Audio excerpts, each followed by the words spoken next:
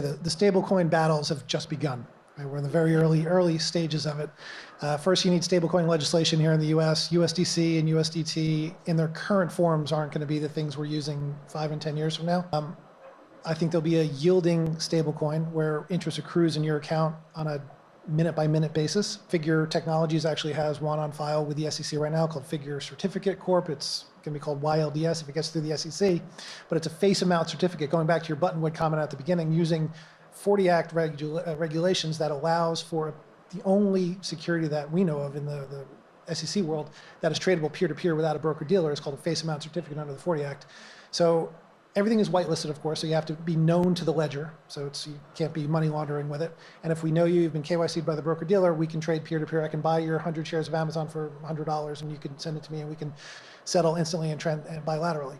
The problem with USDC and USDT is you're essentially loaning money to the private companies that run these chains, and you're not getting interest. You're funding, in the case of Tether, an incredibly profitable business run by the guys who run Tether, but most of it's offshore, and you don't know exactly what's going on there.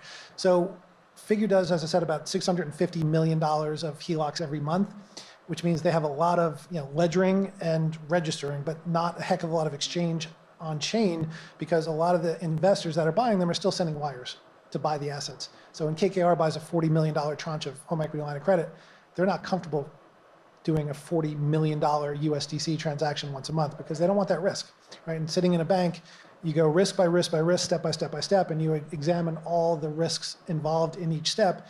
And someone in a risk committee is going to be saying, okay, you want us to give a $40 million overnight loan to the private company that runs Circle or Tether, and it's probably going to be fine, but I was around during the financial crisis when it wasn't fine. These things, the chickens will come home to roost, if you will. Stablecoin legislation will help tremendously, and I know Circle and Tether, Circle at least is pushing that hard, and they should. But my point is 5 years from now, digital money will be in a much better, more regulatory compliant and more profitable for the investor shape than it is today.